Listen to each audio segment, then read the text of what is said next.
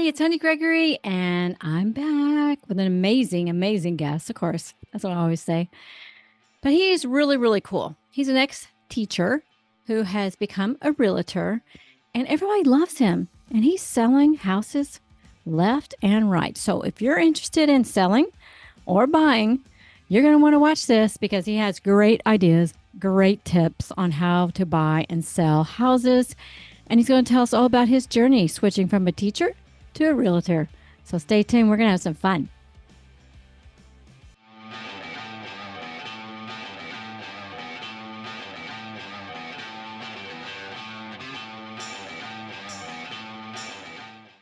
Hey, it's Honeygregory again, and welcome to my channel, Perpetual Learning, where we are continuously learning. Because if you're not learning, you might as well be dying. Because, what's the point of being here, right?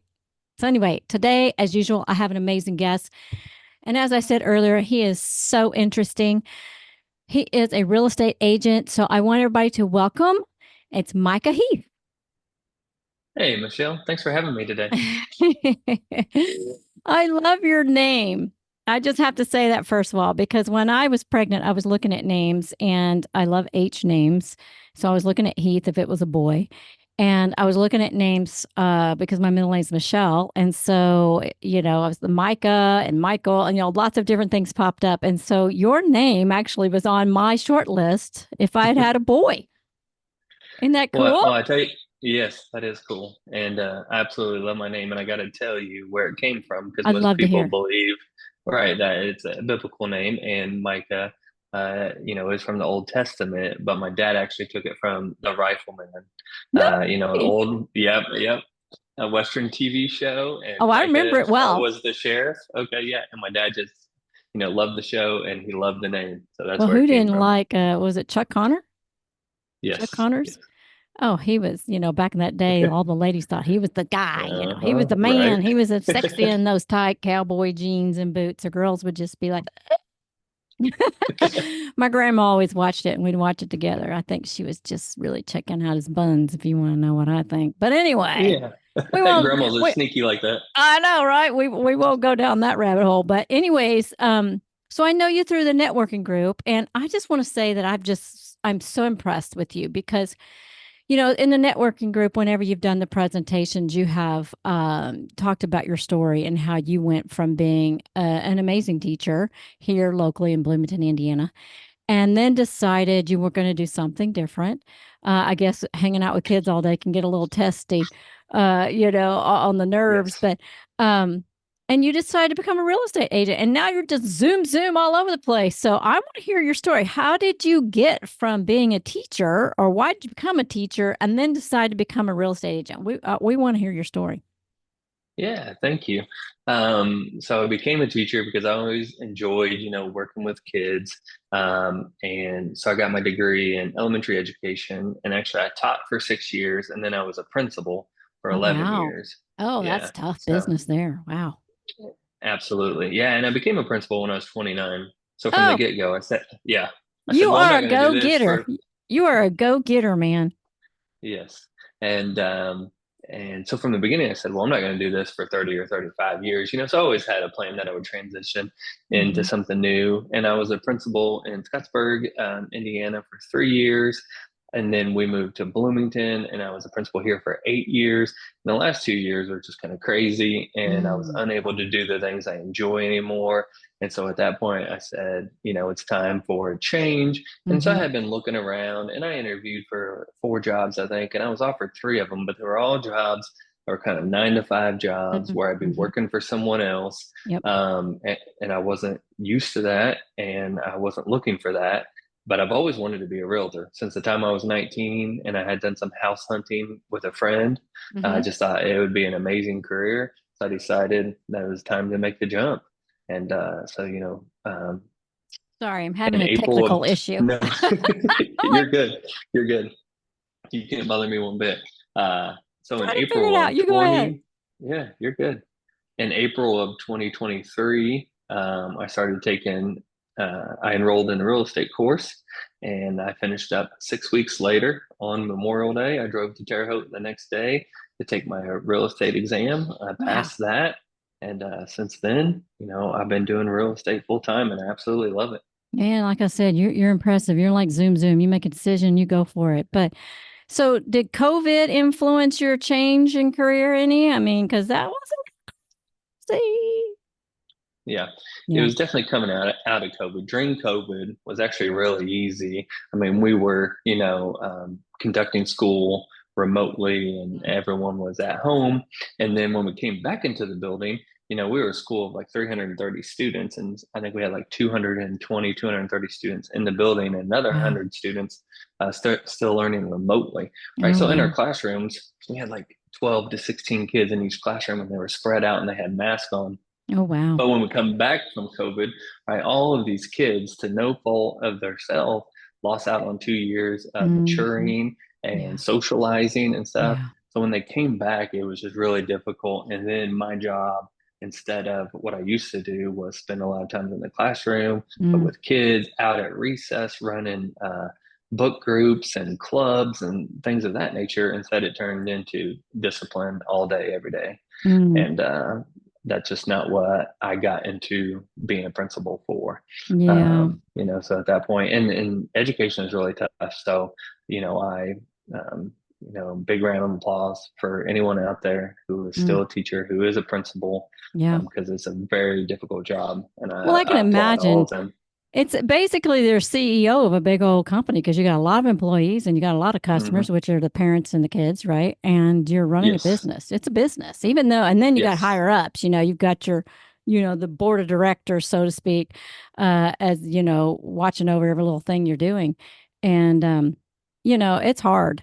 It's a hard job. I did some subbing and but I mean, you think, oh, well, it's from like 7:30 to 3 every day. How hard can it Right. be? And oh my gosh, it was herding cats and dealing with politics. And I was like, I cannot wait till I pass the bar. I'm going to Yes. just be sitting in an office in peace and quiet. Right. So I my hear hat, you.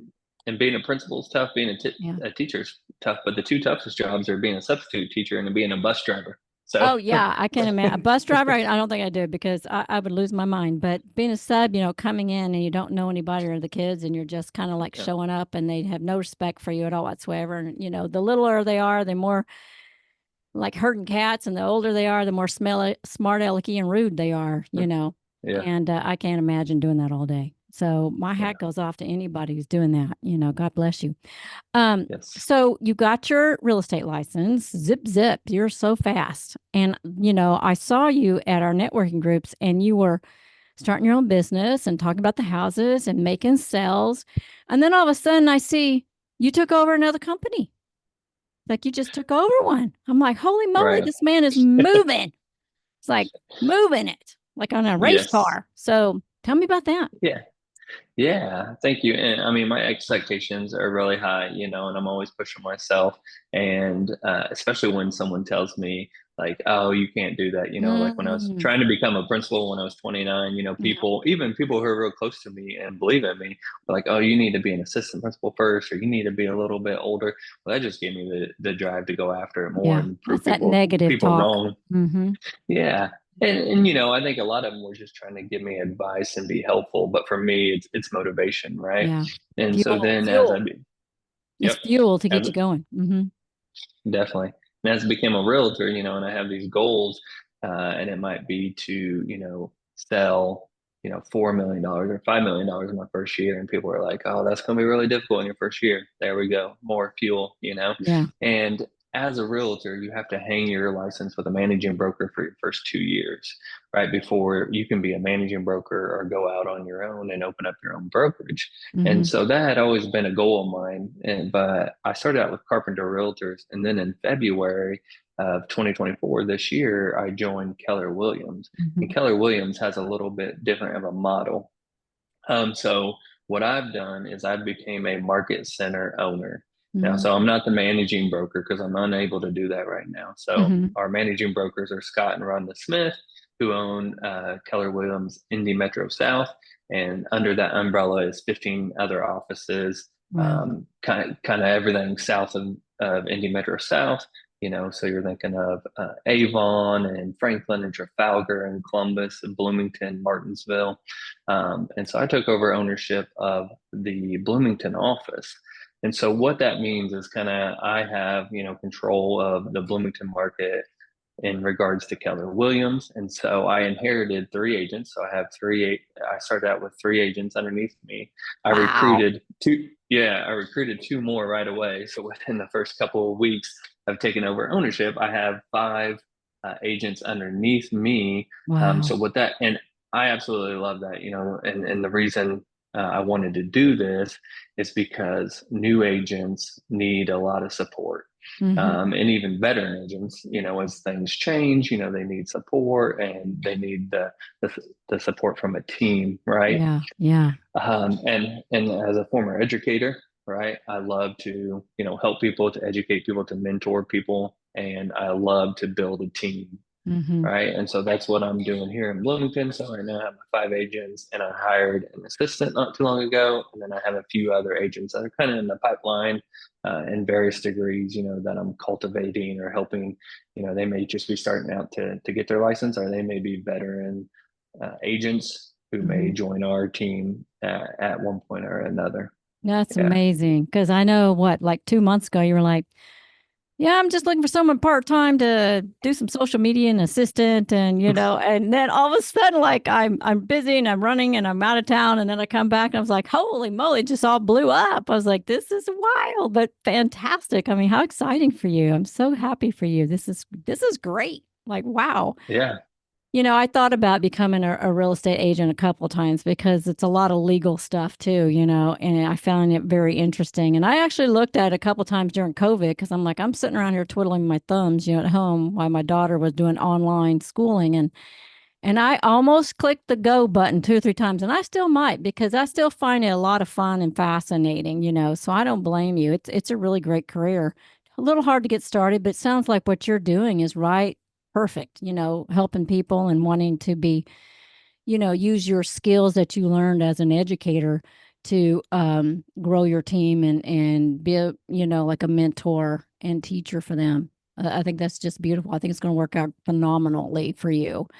Um, so, all right. So here you got this great new real estate business that you've started. Now, if someone's looking for a real estate agent, why should they pick you? Yeah, thanks for asking. And why they should pick me is number one, I just love to build positive relationships. So I put that first and foremost over everything else. That comes before, making a sell and completing a transaction. I want to build a positive relationship with everyone that I encounter. So when I have a new client, first of all, we're gonna build a positive relationship, and I'm really gonna get to know them. The Hmm. second thing is, I think I work harder than anyone else, and I'm on all the time, and I put my family first, but, my job is second, and I absolutely love my job, so I don't look at it as a job. Like, I enjoy it every day. I actually work more hours now as a real estate agent than I did as a principal, But you're right? And they smiling, are, but you're smiling, yes, and that makes a yes, huge difference, right? yeah. Yeah, and exactly. So I absolutely love it. Um, it feels like a hobby, right? Because I Hmm. love everything about real estate. I love to, browse online through houses, and I love to go show houses, and I love Hmm. to do a deal. I love to get the Cool. best deal for my clients, whether they are a buyer or they are a seller. Another reason would be is that as an educator, I believe wholeheartedly, in education and training and Hmm. continuing to learn. That's why I love your podcast. Oh, So I'm always on top of, new things that are happening in the real estate world. yeah. Recently we had some new laws passed and stuff so that you can trust that I am on top of everything.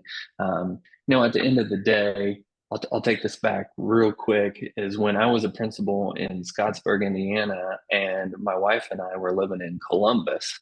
Okay, so that's like an hour commute each way, so a 2 hour round trip. And on Wow. Saturdays, yeah, my kids would have basketball, right? And I get up on a Saturday after, putting in 50 or 60 hours during the week. That's working, not even the commute, Mm. right? And then I'd be like, I gotta go watch kids play basketball. And I was like, oh, I don't really want to. I'm so tired. Yeah. And my wife would always be like, you know, you're gonna do it. I'm like, yeah, I know I'm gonna do it because I Like you have a feel so choice, bad. really. If you're a good person, a Yeah, good parent, you don't really have a choice. You just go. yeah, Yeah. absolutely. So that's the Yeah. same way I am as a real estate agent, right? Like I'm gonna do everything that I need to do, to make sure that my clients are taken care of because at the end of the day, I won't feel good Yeah. if I didn't do it. Feel guilty if you're not doing 100%. Yeah. Yeah. Well, good for you. That's a really good Yeah. reason because when I've bought and sold houses in my life, um, you want someone that really is dedicated to making the deal happen in your best interest and bringing everything together. You don't want to be worried about it. You want to be able to go on to your own thing and your family and your work while someone else is handling it for you. So that's important. Yeah, and I'd like to say too, maybe it doesn't come across in this setting. I think most people who know me as, I'm super laid back, and casual, and I can connect in a lot of ways. And also, I'm pretty funny most of the time, so I don't, I'm not too serious, even though it's a business thing. So, especially if anyone's seen my real estate pickup lines, Oh yeah, uh, those are good. So give us a yeah, couple. yeah, yeah. I don't think I can do it off the top of my head. You had to check them out on Okay. my YouTube page and my social media, Well, you Facebook had a page. podcast Yeah. for yourself for a while. You started one, right? Or was going to start one?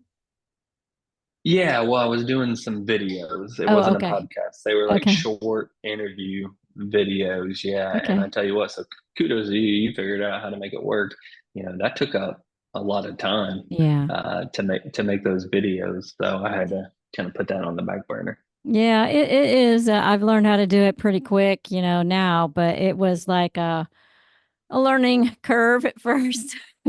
Like anything else that's worth doing, you're going to have to learn what you're doing. So, um, okay. So someone comes to you and they have a house. What do you do? What are the first steps that they need to do? And what do you do? Yeah, definitely. So, when we first start talking about it, number one, I wanted to know what their goals are. Why are they looking to sell at this point? What is their goal? Is their goal to sell quickly? Is it to sell for top dollar? Are they okay waiting a little bit? And then I want to get as much information as I can about their house. And that includes, the logistics as far as how many bedrooms and bathrooms and square footage, but also why did they buy the house, right? Why did they fall in love with the house? Hmm. What do they love about their house and what do they love about the neighborhood? Because that's going to Hmm. help sell the house, right? Hmm. And then from there, like I can never, list a house or give someone an idea of what their house is worth until I put my eyes on the house, right? Because every Yeah. house is different and it's Yeah. unique. So even if someone calls me and says, what do you think my house is worth? Right. I can do a little bit of that, remotely and I'll come up with a range, but then I want to see their house. Hmm. Right. Number one, I love houses. And then Hmm. number two, like I said, every house is different. And then also the condition of the house, Hmm. the updates that have been done, the age of the roof and the mechanicals. And then of course you need to see the neighborhood. At Mm. this point, I've seen most of the neighborhoods, but still not every neighborhood or every block, that's in Yeah. Bloomington or the surrounding counties. So you really got to get a feel for it. So then I'm going to go to the house so that I can nail down a price for them. And then also we're going to talk about things that need to be done, Yeah. right? To get top dollar for their house and to sell quickly. Yeah. That's And that important. can be as easy, yes, it is. And that can be as easy as, decluttering, cleaning up. But then sometimes it's like, yeah, you really need a fresh coat of paint. You need to power wash the outside of the house. You need to trim up some of these bushes. And, Hmm. and then there'll be other times people will be like, all right, we know we need to do some things. We have a budget of, maybe say $2,000 or $5,000 or $10,000. And I'm going to give them my opinion on uh, how they could get the most bang for their buck, Yeah. right? Which things that buyers are looking for. And then from there, I can also give them through all of my networking connections, I can give them referrals of who they should Hmm. contact to do certain things. Yeah. That's one of the beauties of the networking groups is because then you have that nice list right there in front of you whenever someone has an issue. You say, here you go. Yeah, Give these people a call. They'll yeah, take care of you. And then you can pretty much trust that they're going to because you have a one to, face-to-face meeting with them every week. So you know that they're reliable. Absolutely. It's great to be able to say, I got a guy or I got a gal for that, Mhm. right? And I know who I'm referring. Number one, they're very good at what they do. And number two, they're extremely responsive. And if it's coming from me, because we pass a lot of business back and forth, Mhm. right? They're Mhm. going to be on it. They're going to make sure their best people are on it and it's going to get done quickly and to the best of their ability. So I mean, I tell people this all the time through NTI and Mhm. BNI and the Chamber of Commerce, even Mhm. if I wasn't receiving referrals from other individuals, Mhm. just being able to have that team, I Mhm. am a one-stop shop for my clients because whatever they need, you need a roof, you need a cleaner, you need a lawyer, Yep. you need a plumber, you need a Yep. pest person. I got you covered. Yeah, and yeah, that's great. And as a divorce attorney, a lot of times people are selling their house, or one's keeping it and the other one needs one, and so 9 times out of 10 there's a house involved somehow. Yeah. And even if it's just they need someone to come out and give them an appraisal or an evaluation, um, because they're not sure what they're going to do with it. So I always have realtors, involved in most of my cases, and it's one of those situations where I kind of like to look at the personality of the person that needs to sell or buy a house and see who, I think would work with. And so it helps me get to know you and whoever, because then I can go, oh, I have the perfect person for you. You need to call Micah. You'll like working with him. Yeah, because some people are just different and you think, yeah, I don't know if they'll, go well together. But you got a good personality where you look like you kind of work well with a lot of people, and that's probably from your own personality, but also your experience as a teacher. You have to deal with a lot of people with a lot of different personalities, and you have to learn how to deal with people from all kinds of different backgrounds and stuff. So that's a good skill to have. Yeah. It's been really beneficial to me. Yeah. And I think you're right. I mean, a lot of it comes from my experience in life. It's just who I am. And, Mm-hmm. I have a lot of different interests. So I'm able to connect with people, Mm-hmm. who have, different interests or whatnot, or you might not think we have something in common, Common, but yeah. I'll find something, right? Because there's just so Right. much, in this Well, world that I love. And you got to build that rapport, or people yeah. just don't feel comfortable working for you. So what's the market like right now? I mean, this is summer of 2024, and it's up and down. So what's this year like? Yeah, and sometimes I struggle with this question because I've just been in real estate for the last year, and then Mm-hmm. the last year has been a tough market, right? With interest rates being higher, a Mm-hmm. low inventory. But I don't know any different. It's working for me. I'm having a lot of success. But I will say, when I'm working with buyers and sellers, the interest rates have been higher, so that makes it more difficult. For buyers, especially your first time home buyers, they already have that hurdle of a down payment, closing cost, and now interest rates are higher, right? So it's harder to get into the game Mm-hmm. and to purchase your first home, especially.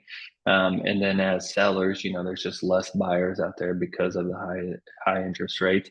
But things are looking pretty good right now. Recently, interest rates dropped on Friday. They dropped, Oh, and they're looking good. And I what's it think now? right now, well, I got some quotes in the low sixes, Oh, which okay. not too long ago we were in the low sevens, Oh, right? it Now, went from 2 point something up to 6 point something, like almost overnight. I was like, holy moly, right? nobody's going to buy any houses right now Yeah, unless they have to. Nobody right. wants to let go of that low interest house that they're Mhm. currently in, because everybody refinance and refinance and refinance like 5 times every time the interest dropped a couple points. And now everybody's got 1 or 2% interest. Nobody wants to move. Yeah, you couldn't be more correct on that, right? I mean, my wife and I were locked into a 2.65% interest rate, right? And so I do a lot of cold calling and I'll Mm-hmm. call people and I'll say, have you thought about buying or selling a house? And they say, oh, I'd be crazy to do that, right? Because I'm locked into a 2.75 or, Yeah. even 3% interest rate. Yeah, you'd have And to right. downsize so much to get the same house Mhm. payment. It'd be crazy. Yeah, it's You tough. would, you would. So you got to look as a realtor, you got to look for those people, right, that have to move, like you Hmm. said. So you're looking for people who are getting married, who are getting divorced, who got a new job. Hmm. What's great about Bloomington is that it's very transient, Yeah. especially with the university. That Yeah. you have a lot of people who are moving in, whether it's a grad student, a doctoral student, a professor, someone that has taken a job at IU and they need to move. And Yeah. and then a few of my deals have also been parents who are buying a house for their college Yeah. student to live in, Yeah. right? Which is awesome. Anyone living out there, if you have a student who's going to be in college, whether that's at IU or somewhere else in the future, you got to think about this. Even if they live on campus their first year as a freshman, then after Hmm. that they have 3 more years, right? And Hmm. rent could be just for your one student, Hmm.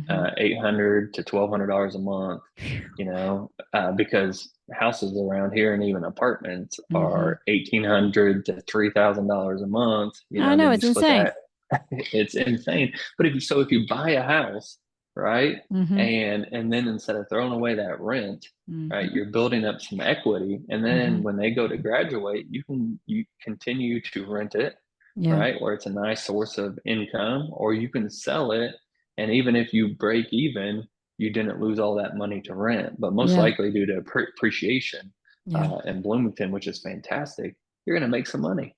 Yeah, I remember a lot of people. That's good advice because I remember a lot of people used to buy condos for their students. They could buy a condo, put some money down, get them a car and a parking pass, and still make money when they, sold um, the condo 4 or 5 years later. And it makes a lot of sense. Of course, the interest rates were a little different then too, but um, we were looking, and my daughter's in college, and we were looking at the cost, and it depends on which dorm you're in. But there was one that was like, I want to say it was like $10,000, $12,000 a semester or something insane. I was Oh my like, goodness. you can have house payment for Yeah, that one right. semester, and that's 4 months. That's 4 months. So that's crazy, So, Yes, um, wow, yeah, that's great advice. So, yeah, who's got kids in college in Indiana? They need to call Micah. definitely. Yes. Yeah, right. Oh my gosh. And on that topic, Michelle, it's like I work with a lot of investors and I do a lot of training and studying when it Mm-hmm. comes to investing in real estate. Mm-hmm. So I do this with all my clients because I want to make sure they're making a good investment. Mm-hmm. Some people will be like, "Oh, this is my forever home," right? But Mm-hmm. like 2 or 3% of mortgages ever make it to the 30-year term, right? And so when someone says this is their forever home, it may turn into a 10-year home, but most likely it's probably going to be a 6-year home to an 8-year home. So Yeah. let's make sure that we're making a good investment, right? So that it's going to appreciate well and that you can resell well. And then when we're talking about these, parents maybe buying a house for their kids, or maybe it's a first time home buyer, you also want to think about what a rent rate's going to be, right? Mm-hmm. Because you're buying it and you have your kid in there, and then maybe you're renting out to a couple roommates as well. Then if they move, right? We want to make sure that it appreciates well and we can resell, or that the rent rate is going to be good so that you can continue to rent it. So those are things I study, on a weekly basis is, rent rates, appreciation. And I know which neighborhoods are going to rent well. And some people will say, well, it's really hard to buy an investment property in Bloomington because if you get close to campus, the Mm. houses are very, very expensive, right? Yeah. Yeah. And but there are people, who can afford those and want to buy those that are close to Mm-hmm. campus.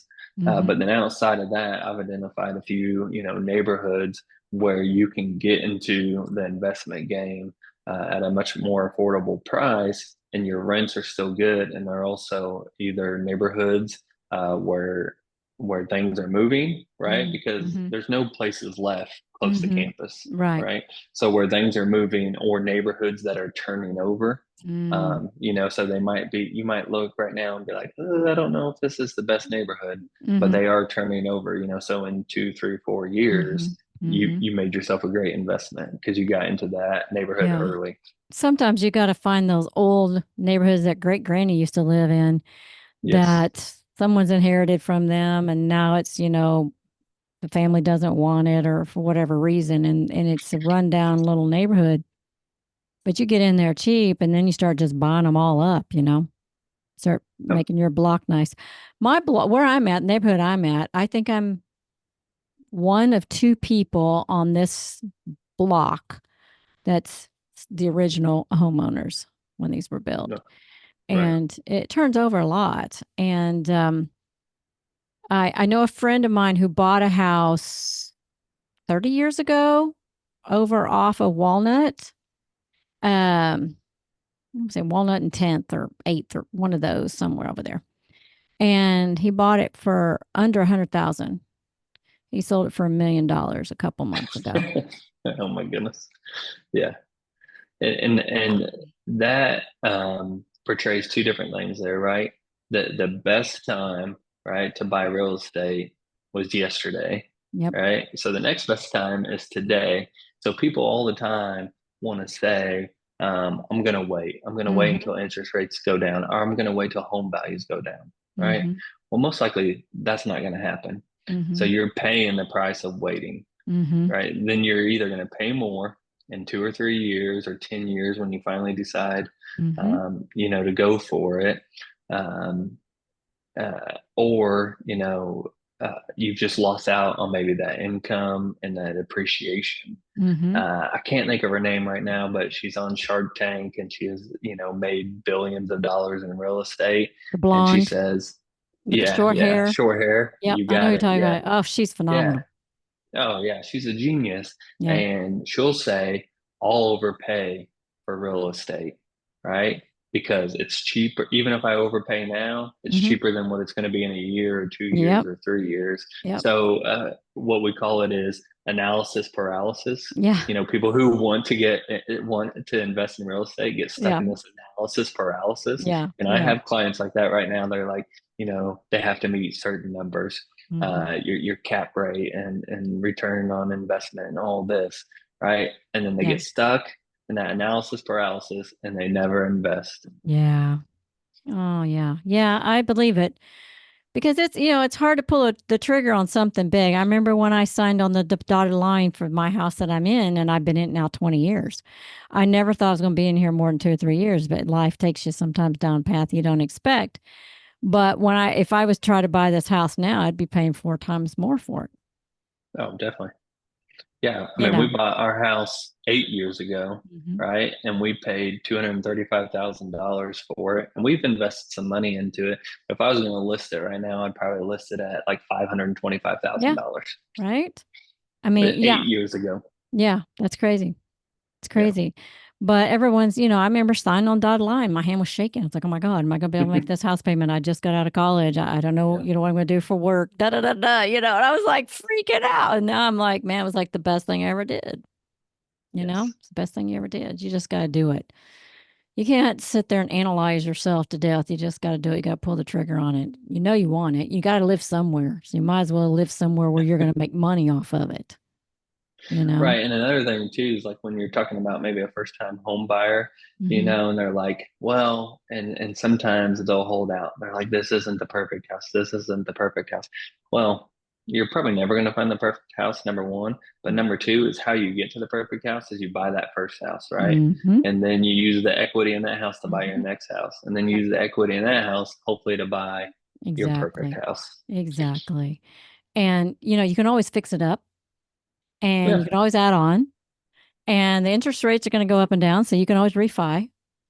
Hmm. It's you just do it in the now. And when the other opportunities come up, you jump on them. You just don't hesitate. You got to just keep on going. My goodness, we have 5 minutes left. Can you believe it? Wasn't that No. fun? We're having fun. Yes. This is great Yeah. information. I so appreciate you. Um, So, what are some more good tips that people that are either buying or selling should know before we run out of time? Definitely. Yeah. So let's go back to like first time home buyers for a little Okay. bit, right? Okay. So my number one tip for young people is to house hack. Okay. So if House you think hack. I hadn't about heard it, that. yeah, house hacking. I love it. And it works really well for young people, especially, before you have kids, you've probably already been living with roommates, so you're comfortable with that. right? So you think about buying your first house and you look at that mortgage payment and you're like, oh my goodness, like you just said, I don't know if I can afford that, right? Mhm. You buy a 3 bedroom house and you rent out 2 of the rooms, right? Mm, Now your roommates are helping you pay for your mortgage. Maybe they're paying for your mortgage altogether, right. right? So that's called house hacking, I right? like Or it. you buy a house with a basement and you rent out the basement, right? Like an Airbnb Um, too. That's another good one. yeah, you could definitely do that if you're in the right location, you got the right setup. It could be Airbnb. Either way, it's Yeah. house hacking, Yeah. right? And other people are paying your mortgage, Yeah. I've seen and people. Go ahead. Sorry. yeah, no, and you're just building equity, Yeah. right? Instead of throwing your money away to rent. Yeah. I've seen people who had like mother in law suites downstairs in their basement. And then their mother in law's passed on or whatever, or the family member that was staying down there. And because it has its own special individual entrance, they Airbnb it or, like you said, rent it out. Yeah. And they just put, a special lock on the door that goes upstairs. And I've seen it where people are paying almost their whole mortgage by renting out that, like apartment downstairs. You just have to be Oh, careful who you definitely. rent it to. You don't want some crazy Yeah. people in there, or, drug addicts or, something nuts. But yeah, I see a lot of people doing it, especially if you're single. It's great if you're Right. single because that's a great way to make money and build up your equity. Because then when you get married, now your significant other wants their own house, not the one you've been Right. dating people in or your buddies are hanging out in or whatever, right? Yeah. They want their own special home. And so now you got that equity. You can sell it or you can rent it out and Yeah. get something different. So yeah, and you've already kind of mentioned this, but yeah, if you own a house and then you can have an ADU, which is an accessory dwelling unit, right? Which might be an Mm, apartment above a garage. It might be a tiny home in your backyard that you can mm, rent out or mm. Airbnb to generate some income. And Yeah. then what you mentioned about you, right? You have a house and then you're dating someone, you get married, you guys want your own house Mm-hmm. together. So my best friend Brad, who's an investor, that's how he started out, right? Mm, He got married, they moved into his wife's house. Instead of selling his house, he decided to rent it, right? That's mm-hmm. just snowballed. And Mm-hmm. now he owns like 56 doors, Oh my right? gosh, that's a lot of And houses. it started with one, and that's how you That's start. So I amazing. want to touch, and what Yeah. he does and what I love is what's called the Burr method. Okay, so this is B and then 4 R's. So that means you buy, you rehab, you rent, you refinance, and then you repeat. So Ooh, you buy a yes. property, yep, and then you remodel it. You're going to add some value to it, whether it's new floors and new roof, update the mechanicals. You could add on somewhere. So you rehab and then you're going to rent it out. Okay. So that's generate income. You're going to refinance because you've added value to it. So let's say you Mhm. buy a property for $125,000, you've added value to it. You refinance, maybe it's worth 175 or $200,000. You pull that money out from your refinance and Mhm. then you repeat. You take that money Ooh, and you yeah. invest in the next That's your property. that's your down payment on your next one right there. Absolutely. That is clever. I love it. Yes. Good job. Yeah. Well, I hate to Yeah. say it, Thank but you. we're down to 1 minute. I know it's crazy. I know. So how can people find you? Yeah, so you can email me at micah.heath@kw.com. You can call or text me. I give this to everyone, 812-760-0083. You can also check me out, Micah Heath Real Estate, on Facebook and on Instagram. And you can find me on LinkedIn as well. This is amazing. I'm gonna put the links down there if you just email them to me, and that way people can find it. And you're having an event on Tuesday, so I plan on stopping by. Okay, yes, looking forward to seeing you there at Real Estate Investors Meetup. All right, that'll be a lot of fun. Thank you so much for taking your time today. And I know it's a Sunday, and I really do appreciate you giving up a few minutes and tell your family thank you. And God bless you and have the rest of the day. May it be pleasant and wonderful. Thank you, Michelle. I appreciate it. Thank you and good luck to you. Thank you. Bye. See you Bye. later. Bye.